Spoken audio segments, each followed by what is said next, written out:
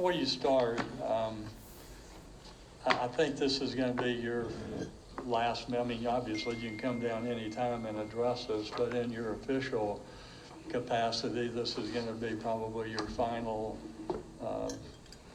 meeting with the commission. This will be the last time I address you folks directly as the president of the Professional Firefighters of Marion County. And the gentleman in the matching shirt behind me is my successor. His name is Roland Boyd.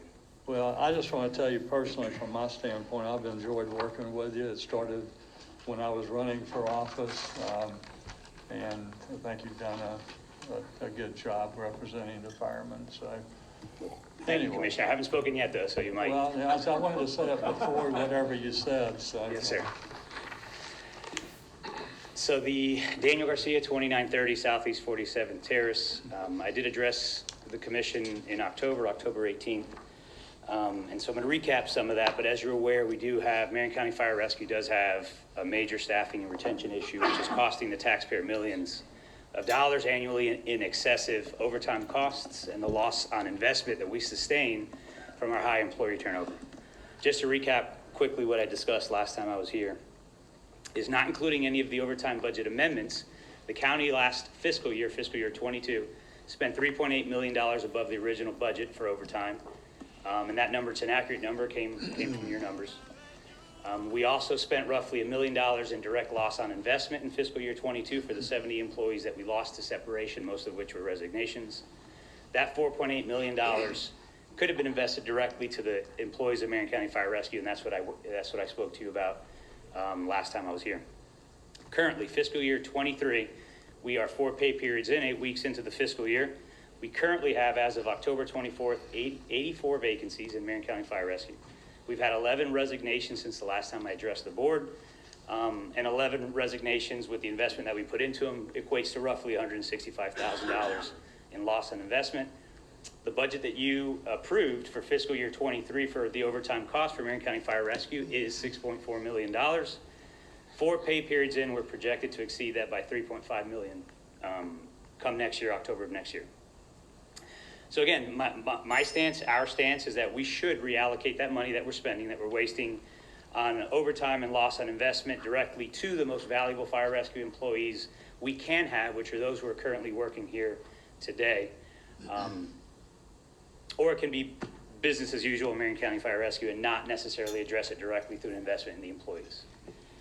Speaking of culture, last time I was here, we did speak about culture. And of course, and you are correct, you did state to me that each and every one of us does play a part in establishing the culture in our organization.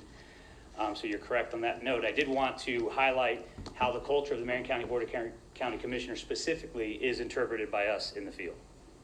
So one time years ago, Commissioner Zalek was asked about 30 employees who resigned. I don't remember the direct quote, but I'll paraphrase. It was something along the lines of, Commissioner, we lost 30 employees, to which you responded, did we just hire 30 more employees? I don't know if you remember saying that, but I do remember you saying that. And what that says to us is that we don't value experience, we don't value senior employees, and in a profession that is experience-based, like paramedicine and firefighting is, that's valuable assets that are just kind of going out the door as we lose these employees. But I did want to highlight a couple of specific examples as it relates to employees, our employees, both current and former. That kind of speaks to what I'm saying. So we have a firefighter paramedic or a former firefighter paramedic. His name is Westfall, last name Westfall. He got COVID during the COVID period a couple years ago. He never recovered. He was not covered under workers' comp. There was no presumption at the time for COVID as a workers' comp injury, and he was administratively terminated a year later.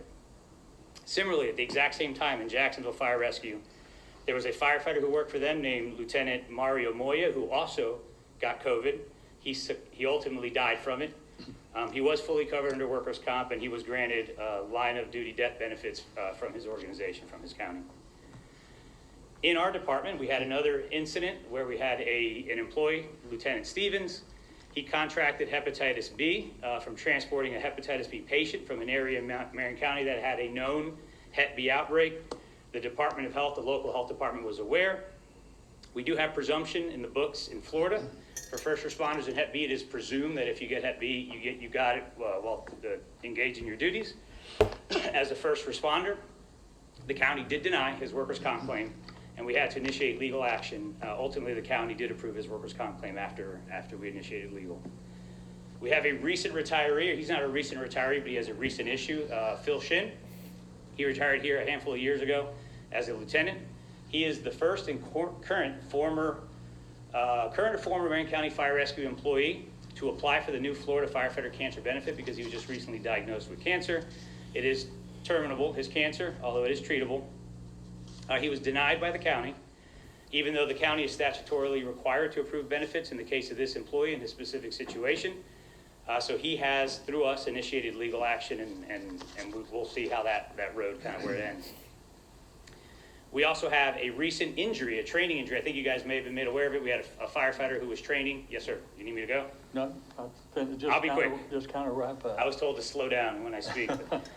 He was recently hurt at a training scenario. I think you guys heard about it. He's currently in Jacksonville. We're just very hopeful that he's addressed by the county appropriately and compassionately in his situation, because our job obviously is inherently dangerous even when we're training to do the job that we do. So just to wrap up what I'm saying is we are wasting millions of taxpayer dollars by accepting the excessive overtime costs and accepting the loss on investment for our high employee turnover, rather than invest that money directly into the workforce, which is what I recommend or what I suggest. It generally feels like, from an employee's perspective, that while we do support the fire department, we don't always necessarily support the individual firefighters, EMTs, and paramedics, who in many cases, are quite literally saving the lives of Marion County residents. And I come to you here today. Next week, we are aware we do have negotiations, and again, we do have an opportunity to make a commitment to the improved health of our fire department through the employees. And I think I mentioned this last time, level of emergency services offered to the citizens is both a decision and a choice that the five of you make, and we ask that you make the right choice. That's what I came up here to say. Thank you. I will mention, I appreciate the information. I started last week with Chief Banta, and my goal this year is to visit every station. I know Commissioner Stone has been really good about that, the other ones as well. But as chair, I thought it was important to go out, try to exchange information with them, get to know the folks a little bit better on a one-on-one basis, and we hit 2 or 3 stations the first day. So, and the retention is of significant interest to the board. So thank you. I've already started personally looking into individual things that I think might be part of the issue. But thank you. We do appreciate you making your rounds. I did catch word of it pretty quickly that commissioners driving to fire stations, commissioners coming to fire stations. Good. So thank you. Good deal. Well, thank you. Yes, thank you. Okay. All right, Roger Nachtel. Roger?